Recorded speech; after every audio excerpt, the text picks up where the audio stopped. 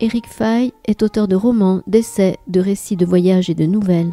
Il a reçu en 2010 le Grand Prix du roman de l'Académie française pour Nagasaki, traduit dans une vingtaine de langues. Jeudi 5 juin 2025, Éric Fay présentait à la librairie Ombre Blanche à Toulouse son 13e roman, Le 5e diamant, paru au Seuil Éditions, en conversation avec Jean-Antoine Loiseau.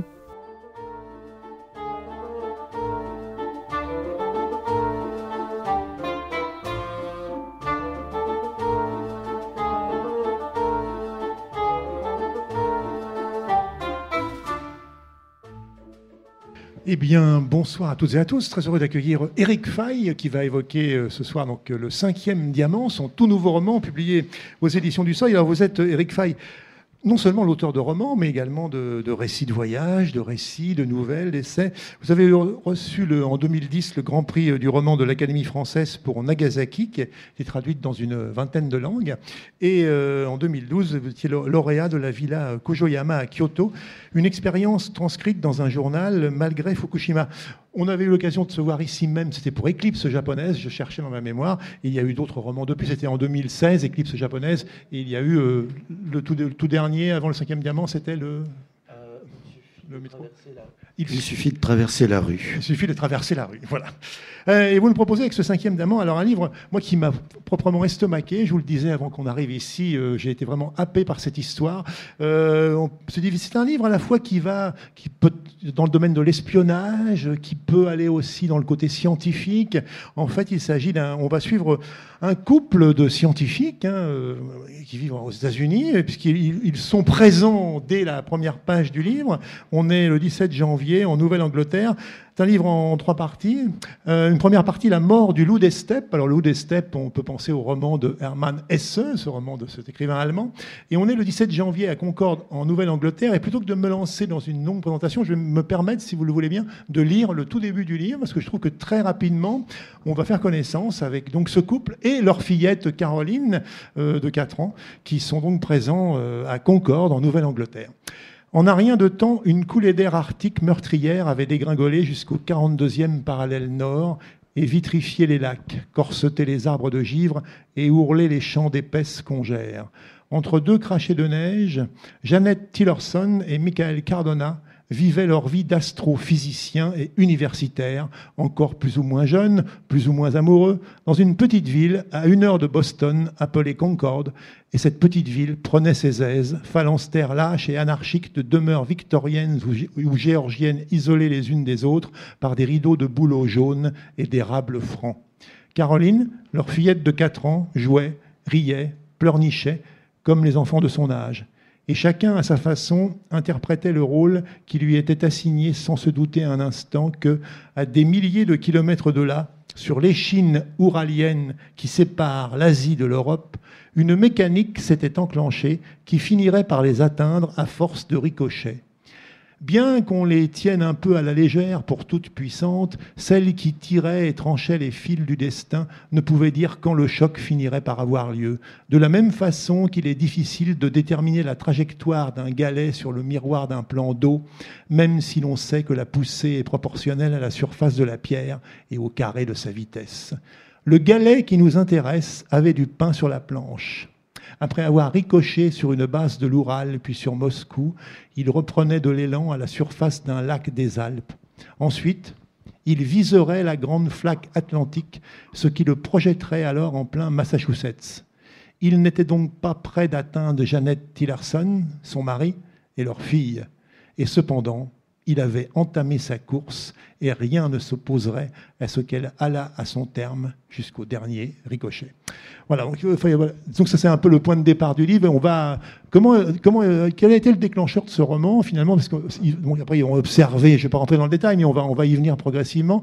Ils vont observer quelque chose dans le ciel dont on ne sait pas ce que c'est. Il va y avoir, on l'a compris, quelque chose qui se passe en Russie également. Quel a été un peu le point de départ du livre? C'est un peu ces astrophysiciens qui finalement sont en recherche scientifique et essaient de peut-être démontrer qu'il y a peut-être d'autres mondes que le nôtre, parce que c'est un peu ça finalement le thème du livre, central si je puis dire.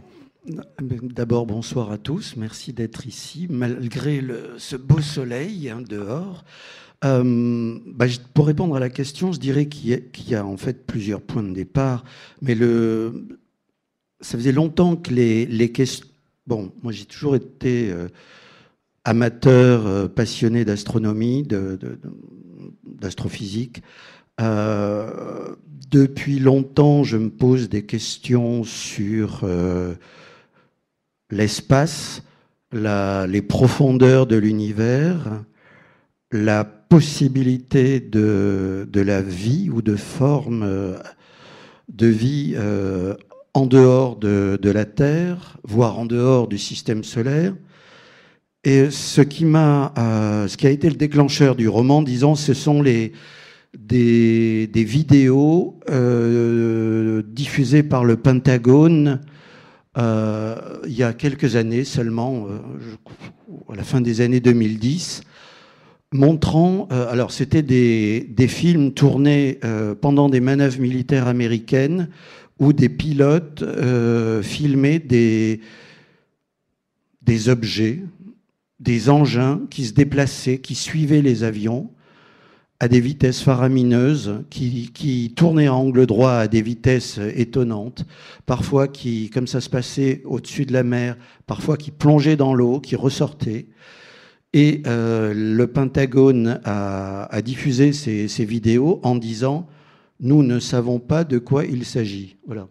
Et je me suis dit que pour que le Pentagone diffuse des vidéos sur des choses aussi mystérieuses, créer des commissions d'enquête, créer un organisme spécifique au Pentagone qui étudie les témoignages d'observations inexpliquées, je me dis qu'il y avait vraiment, peut-être pas péril en la demeure, mais une évolution majeure des autorités au plus haut niveau de la première puissance mondiale, et qu'il se passait quelque chose d'intéressant. C'est-à-dire qu'il y avait vraiment des phénomènes qui échappent à la compréhension. Alors, personne n'a d'explication rationnelle a priori, parce qu'on n'est pas non plus dans le secret, non pas des dieux, mais des ministères.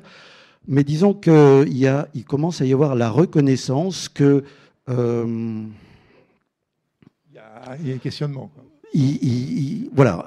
Alors j'ai lu beaucoup de livres aussi pour nourrir ce livre écrits par d'anciens officiers américains qui gardaient des silos de missiles et des centrales, enfin des bases nucléaires américaines, et qui avaient témoigné dès les années 60 de phénomènes étranges, de dizaines de missiles souterrains qui tombaient en panne brutalement les uns après les autres, et au même moment des sphères lumineuses, sans qu'il y ait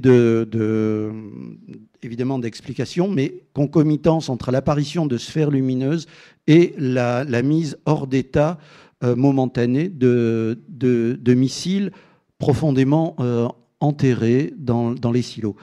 Et ces témoins qui ont la tête sur les épaules, qui ne sont pas des mythomanes, qui sont des officiers supérieurs américains, on les a plus ou moins réduits au silence pendant qu'ils étaient en fonction, en leur demandant soit de signer des papiers comme quoi ils ne parlaient de rien, soit on leur disait ne parlez de rien, sinon on vous casse votre carrière.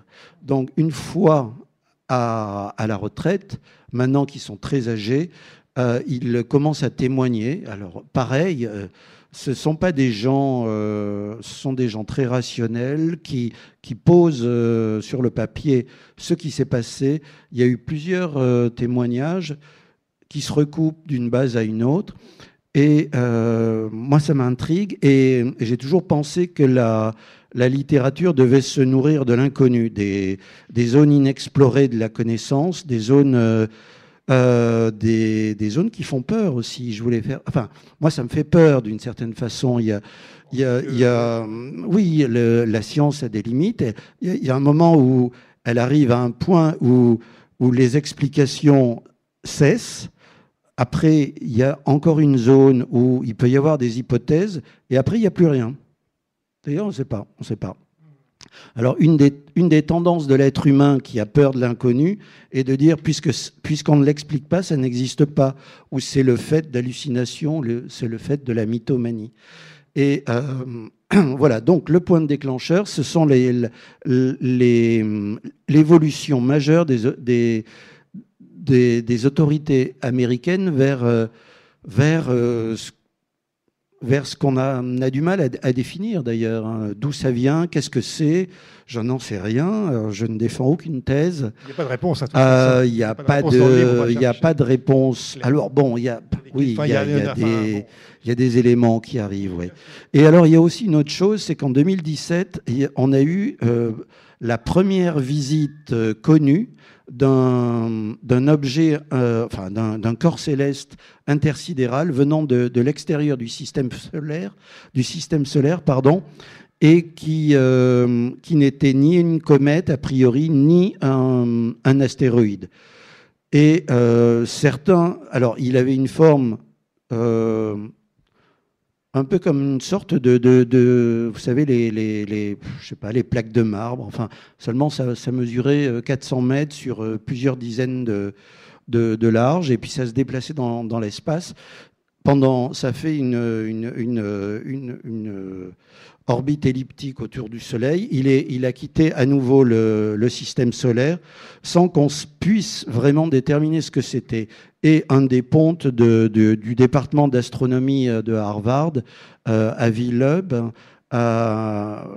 le directeur même du département d'astronomie, a écrit un livre. Enfin, pour lui, il s'agissait d'un engin non humain. Voilà, c'est un peu sa thèse d'après les caractéristiques scientifiques qui ont été recueillies par les astronomes, les observatoires. Voilà, et après, j'ai voulu faire un roman, j'ai voulu mettre une intrigue. Alors, j'ai utilisé les codes du roman d'espionnage. Je voulais que les lecteurs s'amusent, enfin, toute la première partie soient intrigués et soient menés par le bout du nez. Après, je demande à personne de croire à rien. Simplement, voilà, je voulais parler de ces zones où les États, y compris les plus puissants au monde, à un moment, sont mis devant leur propre fragilité. Des gens haut placés du Pentagone ou du Sénat ont dit il y a potentiellement de danger pour la sécurité des États-Unis. Alors pendant la guerre froide, on disait attention, il doit y avoir des armes secrètes mises au point par l'Union soviétique, ou d'autres commençaient à fantasmer sur des armes inconnues mises au point par certains laboratoires américains. Seulement, ça fait au moins 80 ans que les phénomènes sont observés dans le ciel, et les soi-disant armes secrètes, armes nouvelles, on les a jamais vues à l'œuvre au Vietnam, en Ukraine, nulle part, quoi. Donc voilà, cette piste-là a atteint assez vite ses limites. Mais je voulais intégrer ces éléments dans le cadre d'une intrigue d'espionnage avec un couple d'astronomes américains, d'astrophysiciens, qui ont leur vie amoureuse et leur rivalité, chacun... C'est ça qui est très riche dans ce roman, c'est qu'à la fois un roman d'espionnage, c'est à la fois... Alors, il y a une deuxième partie qui va nous embarquer plutôt sur le côté scientifique, et là, on sent mais ça reste jamais, c'est jamais ennuyeux, il y a des débats, c'est lié bien sûr à l'actualité la plus immédiate. Hein. Ça, c'est vrai que le livre est tout à fait ancré dans les questions Ukraine, Russie, États-Unis, les élections américaines, enfin, tout est, j'ai envie de dire... participe de cette belle intrigue. J'imagine que ça a dû être... Et la construction, je la trouve très, très subtile. Enfin, on retrouve des personnages en cours de route qu'on avait vus au début, qu'on retrouve comme ça. Vous avez une manière d'amener aussi des précisions très importantes sur notamment ce couple. On y reviendra comme ça au détour d'une page, alors qu'on ne soupçonnait pas du tout avant. Est-ce que ça a été un gros travail pour vous de la construction de ce roman? Parce que c'est vrai qu'il est à la fois roman d'espionnage, on est totalement embarqué dans l'histoire, après on est dans ce débat scientifique, qu'est-ce qu'il faut croire, voilà, il y a un débat télévisé à un moment donné, contradictoire entre les protagonistes. Est-ce que ça a été difficile pour vous, cette construction de ce roman? Non, enfin... Non, la construction, il faut tâtonner. J'essaye de de partir. Ce dont j'ai besoin, c'est quelques images de départ, quelques scènes de départ, et les jalons que je veux mettre en place au fur et à mesure, les personnages. Mais après, bon, voilà, il faut tâtonner au bout d'un moment. Quelque chose, c'est un peu une construction entre Lego et mécano. Et quand je sens que ça commence, que la mayonnaise commence à prendre, que les différents éléments arrivent petit à petit, dans l'ordre souhaité, ça se déroule, quoi. Mais là, ça se compliquait un peu du fait qu'il y a plusieurs... C'est un peu un roman-monde avec plusieurs lieux. Il y a... Les Alpes suisses. Oui, alors voilà, on est parfois dans un palace en Engadine, dans les Alpes suisses, à d'autres moments dans l'Oural, dans une base de silos nucléaires russes, et aussi pour l'essentiel dans l'est des États-Unis, entre Washington et puis la Nouvelle-Angleterre, vers Boston. On est à un moment en Sibérie aussi. Enfin, oui, en Sibérie. Oui, également. Oui, brièvement en Sibérie, dans une station radar qui repère des interférences étranges. Oui, oui, oui. Non, mais parfois, la Terre, en fait, c'est à la fois grand et tout petit, hein, donc à l'échelle de l'univers. Disons que ça se passe sur Terre et aussi beaucoup dans le ciel. Pour le coup, là, ça se passe pas mal. Oui. À différentes altitudes, oui. Voilà. Et donc, c'est vrai que vous êtes ancien journaliste, vous êtes peut-être toujours, je ne sais pas, ancien journaliste, vous êtes amateur de revues scientifiques, vous étiez, en tout cas. Ancien et bien. Et bien, voilà. C'est bien ça. C'est bien. Mais disons, oui, j'ai traité. Curiosité aussi. Oui. Un peu comme ce que j'avais fait avec Éclipse japonaise, de partir d'éléments glanés dans l'actualité de l'Extrême-Orient, à l'époque, entre la Corée du Nord et le Japon. Et là, c'est plus l'actualité. Alors, scientifique, on est parfois en limite de la science, mais disons que ça reste toujours grand public. Hein, c'est avec les témoignages et ce qui s'est passé. L'actualité a été assez riche aux États-Unis ces dernières années. On a même eu un pont des services secrets qui s'est posé en lanceur d'alerte, David Grush, et qui a fait une conférence de presse pour dire, d'après des dizaines de sources que j'ai rencontrées, les États-Unis détiennent des fragments, voire des véhicules entiers qui sont d'origine non humaine. Voilà. Alors, comme il a des fonctions très élevées dans les services de renseignement américains, il doit toujours parler. Vous savez, il y a des degrés d'habilitation. Telle ou telle personne peut parler de tel ou tel dossier. Il est allé très prudent. Il est resté très prudent en disant: ça, je ne peux pas vous répondre. Ça, je ne peux pas le dire. Ce n'est pas de mon ressort. Et ça a provoqué une belle tempête aux États-Unis. Et il y a eu des commissions d'enquête au Sénat. Des dirigeants du Congrès ont demandé aux autorités de tout dire, quoi. Et aux dernières nouvelles, Trump voulait tout dévoiler sur ce qui n'avait pas été dit concernant les phénomènes aériens non identifiés. Pour l'instant, on n'en a pas vu l'ombre. Hein. Ça n'a pas été... voilà.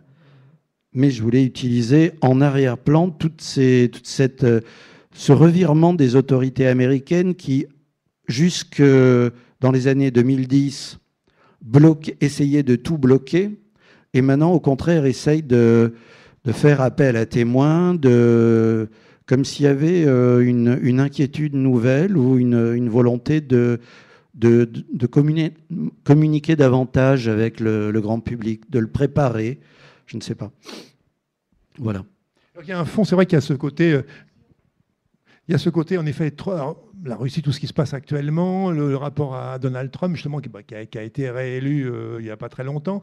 Et c'est vrai que le livre est construit aussi, c'est un peu finalement, il y a une enquête, hein, il y a un commissaire, à un moment, Jens, oui, il y a une sorte de, un enquêteur suisse. Il y a un côté un peu polar aussi. Enfin, vous arrivez finalement en un seul roman à entremêler toutes ces formes, j'ai envie de dire, littéraires, avec brio en plus. Moi, ce que je voulais faire, c'est une enquête sur la question qui est pour moi une des plus fondamentales. C'est est-ce que la vie est un phénomène purement terrestre, ou est-ce qu'il est d'une banalité affolante et que la vie est peut-être répandue sur des milliards de planètes, puisque depuis 30 ans, là en 2025, c'est exactement le 30e anniversaire de la découverte par 2 astronomes suisses des premières exoplanètes, c'est-à-dire des premières planètes situées en dehors du système solaire. Jusqu'en 1990, à peu près, on n'avait absolument aucune idée. On pensait qu'il n'existait des planètes que dans le système solaire. On n'avait aucun élément permettant de penser qu'il pouvait y en avoir autour d'autres astres que notre Soleil. Or, depuis, on a différentes méthodes qui permettent de déduire la présence de certaines planètes, et on peut même aller très loin dans la connaissance de leur taille, de leur distance par rapport à leur étoile, de la durée de leur révolution. On peut savoir si elles sont dans une zone qu'on appelle habitable, c'est-à-dire où il ne fait pas trop chaud ni trop froid, etc.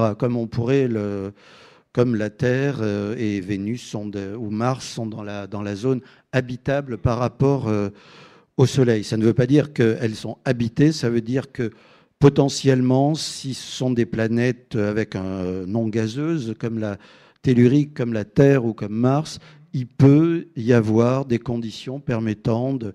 Voilà. Alors donc, la question, c'est de savoir si le phénomène humain si nous sommes les seuls primates intelligents ou dans l'univers ou pas. Et ça, c'est une question qui me titille pas mal. Beaucoup d'astrophysiciens disent que maintenant, on est à quelques années ou quelques décennies de savoir si sur certaines planètes en dehors du système solaire, la vie existe ou pas. Mais ça peut être des bactéries, des microbes, oui, la vie. Mais je pense que si on établit au moins à une très forte probabilité que la vie n'est pas un phénomène purement terrestre, ça va révolutionner philosophiquement complètement la façon qu'on aura de penser l'homme, tout simplement. C'est la richesse du roman, c'est que ça ouvre des pistes de réflexion, des abîmes même peut-être, notamment si on est croyant ou pas, si on est... c'est abordé ces questions-là, ça peut aussi par rapport à Dieu, ça modifie énormément de choses. Enfin, inversement, il y a beaucoup d'astrophysiciens qui disent non, mais il faut une telle succession de hasards, de quasi-miracles pour que la vie réussisse à éclore, même quand les conditions existent, qu'il serait extraordinaire que la vie puisse exister malgré malgré la preuve qu'on a de milliards et de milliards d'autres planètes dans l'univers. C'est une thèse très intéressante aussi et qui est très convaincante. Quand on n'est pas scientifique soi-même, et même ça repose quand même beaucoup sur des statistiques, sur des hypothèses. C'est-à-dire qu'il y a vraiment des gens comme Jean-Pierre Luminet disent oui, non, il est fort probable que au moins des formes de vie archaïques ou très simples puissent exister en dehors de la Terre. Sans aller très loin, peut-être sous les océans gelés qui existent sur des satellites autour de Jupiter ou de Saturne. Et d'autres j'ai oublié son prénom, c'est Bibring, enfin, qui est aussi un ponte de l'astrophysique française. Jean-Pierre Bibring. Jean-Pierre aussi. Que vous citez seul dans l'univers. Hein, voilà, c'est ça, oui. De la diversité des mondes à l'unicité de la vie. La publié chez Odile Jacob en 2022. Qui est très convaincant quand il développe le fait que c'est très probable qu'une forme de vie intelligente soit absolument unique. Mais ça aussi, je veux dire, si des scientifiques arrivent tôt ou tard à établir que la vie est vraiment un phénomène inouï et miraculeux, notre métaphysique ne va pas en sortir indemne. On aura un regard sur nous-mêmes également différent. Pour l'instant, on est dans l'alternative, dans l'indécision, ça fait partie des grands mystères. Y a-t-il un au-delà, ou y a-t-il d'autres formes de vie, ou... Avec la mécanique quantique, il y a aussi autre chose, c'est que de plus en plus de physiciens de talent commencent à réfléchir sur la possibilité de multivers, c'est-à-dire d'univers parallèles. C'est-à-dire, je ne sais pas où, je ne sais même pas si la notion d'espace peut intervenir, mais que notre univers ne serait pas le seul à exister, mais qu'il y aurait plusieurs univers parallèles, et que peut-être ces apparitions seraient le témoignage d'un passage d'un univers à un autre, non pas avec des milliers d'années-lumière de distance, mais dans le même espace que le nôtre, plusieurs univers cohabiteraient.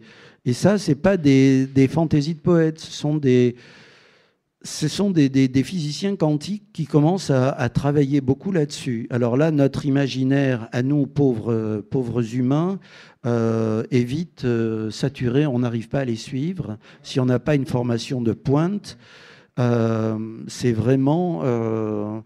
Ce qui est très gênant, c'est que la science commence depuis quelques décennies à aller très loin dans des domaines où notre imagination n'arrive pas à la suivre. Voilà. Et un peu dépassé, quoi.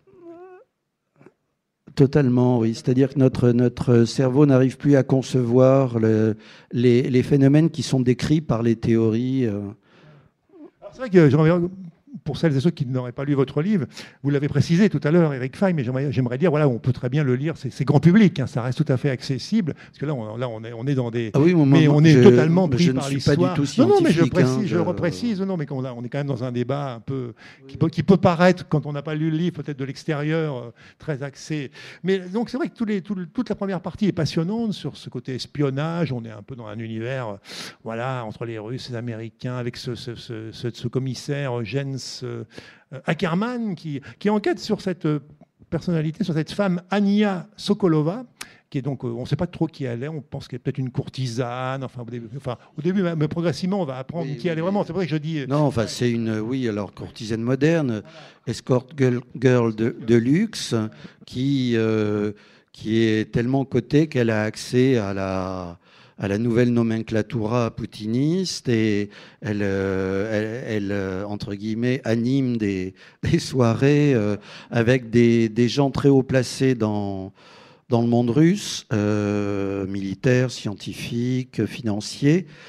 Et je m'étais basé sur une Biélorusse qui s'était faite arrêter il y a 7 ou 8 ans en Thaïlande parce qu'elle disait qu'elle avait des secrets sur les liens entre Donald Trump et le Kremlin, et elle voulait les vendre à certains médias, mais elle s'était fait arrêter et ensuite renvoyer en Russie avant d'avoir pu ouvrir le bec.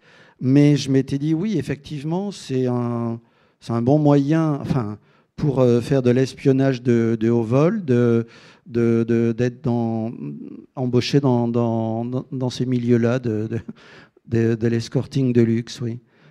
Ce point de départ, justement, de cette première partie, roman d'espionnage, on va dire, c'était pour vous assez évident rapidement. Vous avez dit, je vais partir là-dessus, et puis après, peut-être le roman se construira à partir de là, avec des allers-retours. Il y a des données qui, a priori, peuvent laisser penser qu'on est dans un climat de guerre froide, puisque des missiles sont mis hors d'état à l'arrêt, quoi. À l'arrêt, mystérieusement. Donc on pense sabotage, espionnage, technologie de pointe. Voilà, l'opération qu'a menée l'Ukraine sur des bases en Sibérie hier ou avant-hier. Voilà, on pourrait penser à des sabotages ingénieux. Et c'est ce à quoi pensent initialement les hauts gradés russes, en se disant les Américains ont réussi un coup, on n'arrive pas à comprendre pourquoi. Parce que non seulement, quand il y a eu des missiles désactivés là je parle de la vraie vie, dans les témoignages que j'ai lus, des témoignages d'officiers américains, on dit non seulement les missiles intercontinentaux étaient à l'arrêt total, mais les systèmes de backup, les générateurs au diesel et autres systèmes qui étaient prévus en cas de bug informatique ou de panne de courant classique, eux aussi tombaient en rade. Et c'est là où le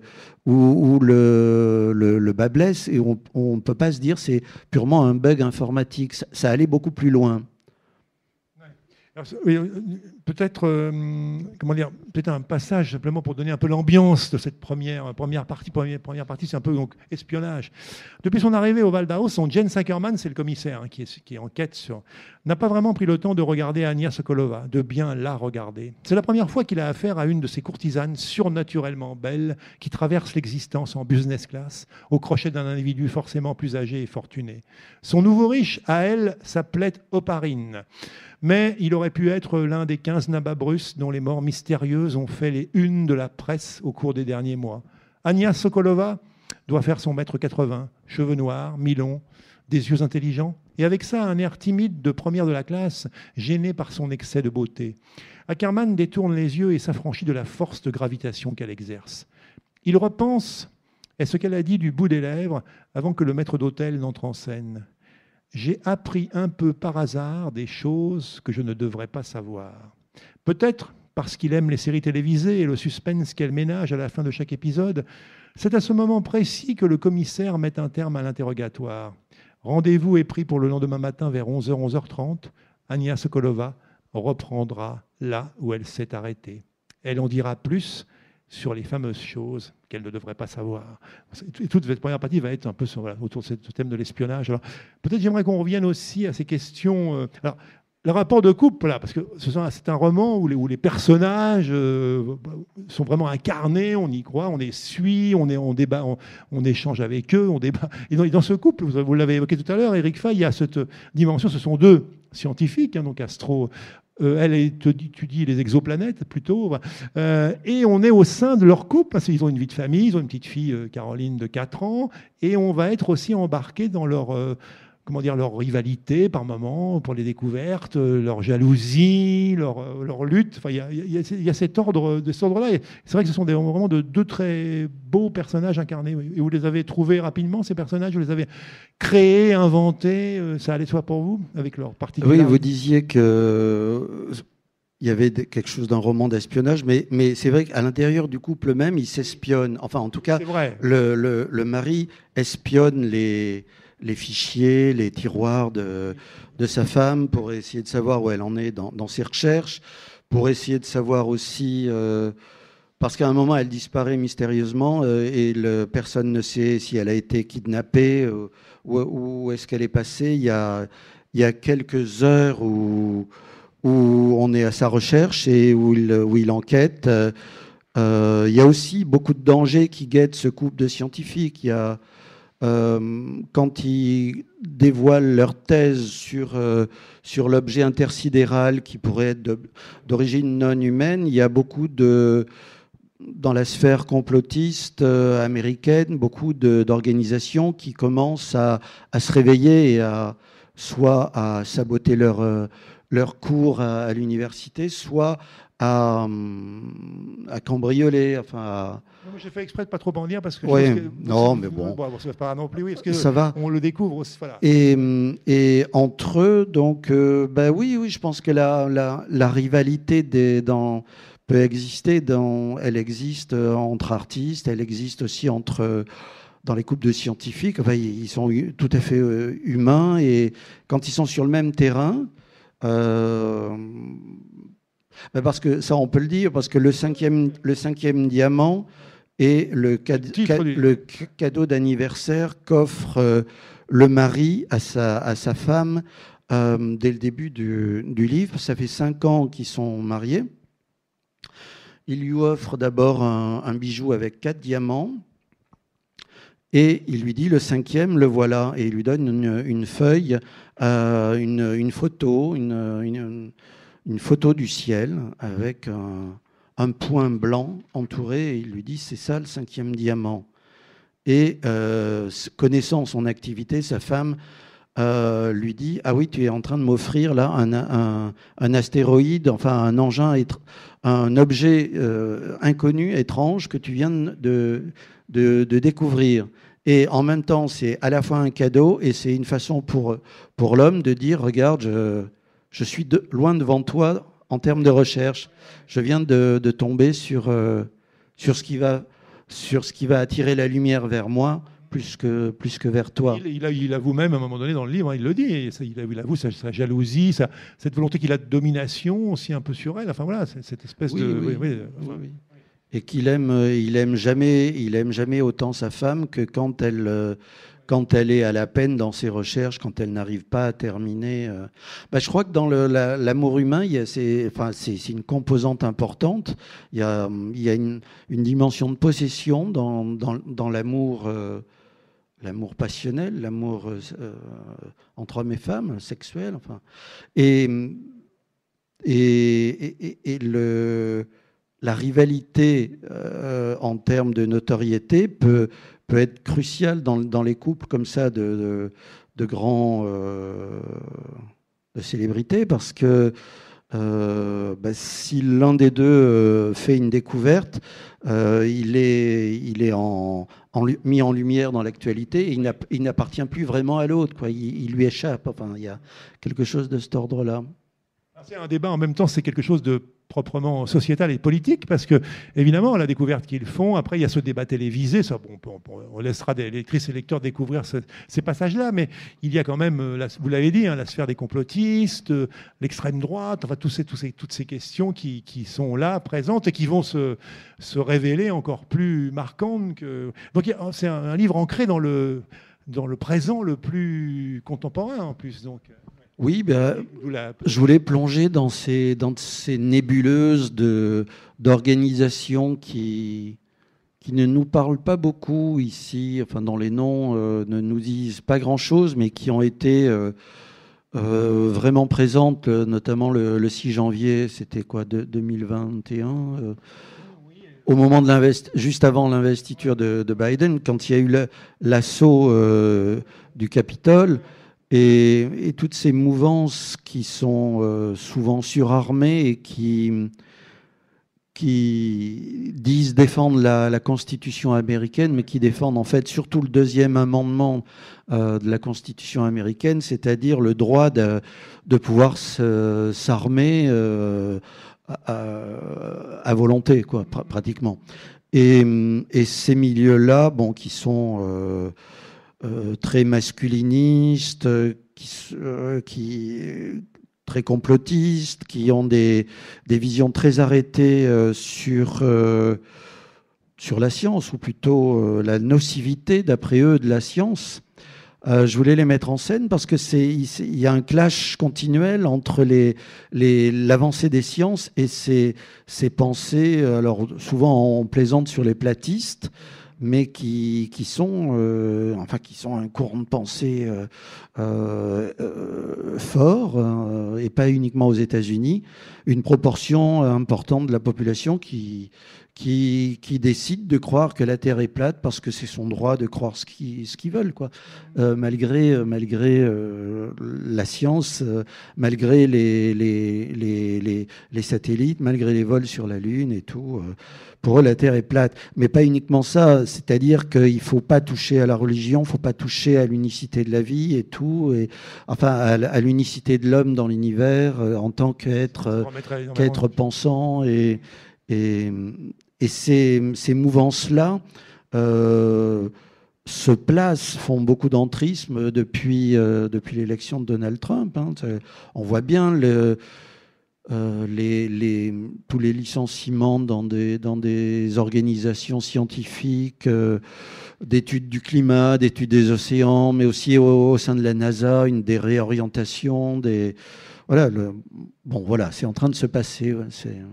Maintenant, un élément important, mais que vous amenez justement très subtilement à un moment donné, parce que c'est vrai que je le cite parce que je le trouve important, préciser que Jeannette, donc la scientifique astrophysicienne, est noire, hein, parce que du coup, elle a toujours été obligée de se battre, hein, finalement, pour arriver où elle est. Enfin, elle le dit à un moment donné, enfin, on le comprend, en tout cas en vous lisant, Eric Fay, ça n'a jamais été simple pour elle. Elle a dû lutter, elle a des extractions modestes, et donc son mari, et lui, est hispanique. À un moment, il y a un dialogue, un jour après jour, bien que... Attends, je vais essayer de reprendre le passage.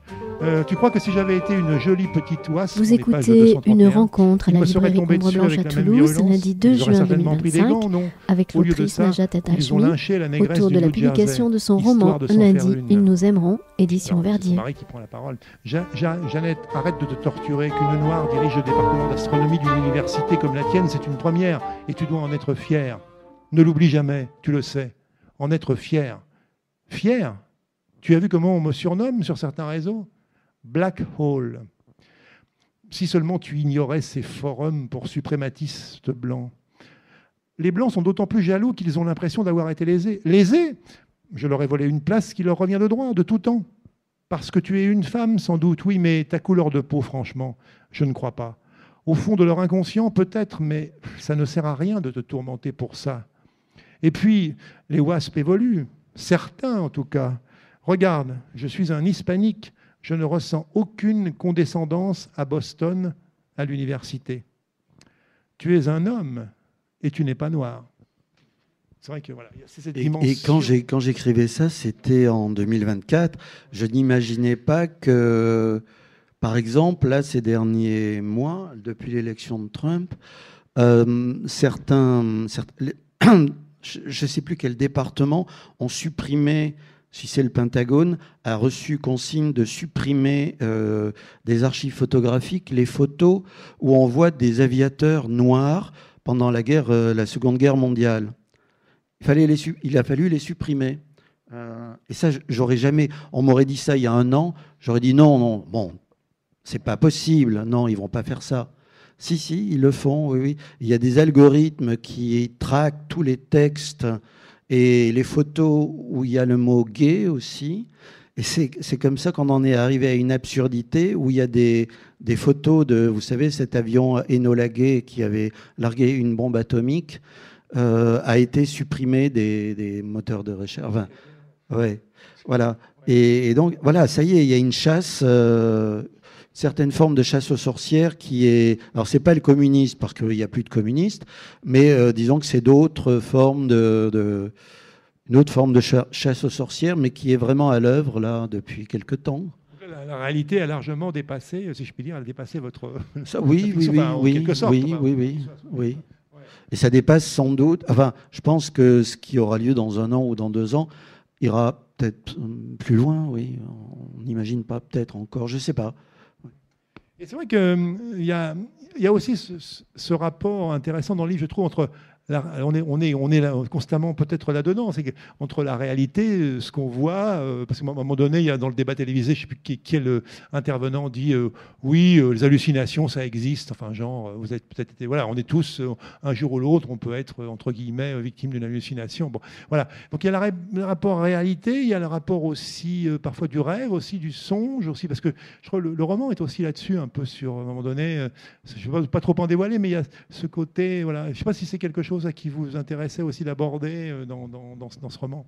Quand je l'écrivais, j'avais lu aussi tout un dossier sur les fantômes et il y avait des laboratoires de recherche dernière recherche, les scientifiques disent oui, effectivement, il faut faire des recherches sur les fantômes. Les gens qui voient des fantômes voient effectivement des fantômes. Ils ne mentent pas. Ils les voient bel et bien.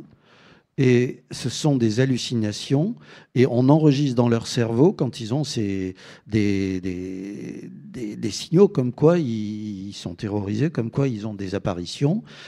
D'après, oui, ces recherches, tout le monde, des personnes en bonne santé psychique ou physique, peut voir des fantômes. Ça ne veut pas dire qu'il y a, une entité dans la pièce. Ça veut dire que je le dis à un moment, notre cerveau est un grand studio de cinéma. Alors, la dernière thèse en vogue chez certains scientifiques, ça serait que oui, les fantômes existent, mais c'est notre cerveau qui les fabrique. C'est-à-dire on se crée des apparitions, j'ignore pourquoi, et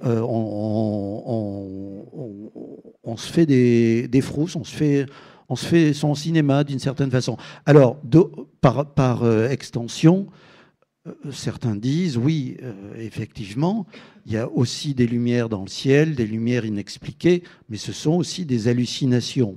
Sauf qu'il y a beaucoup de pilotes de ligne, civils et militaires, qui maintenant, depuis quelques décennies, font des vidéos avérées. Et quand le Pentagone diffuse des vidéos, on sait que c'est pas des fakes, c'est pas des fake news, c'est réel, voilà.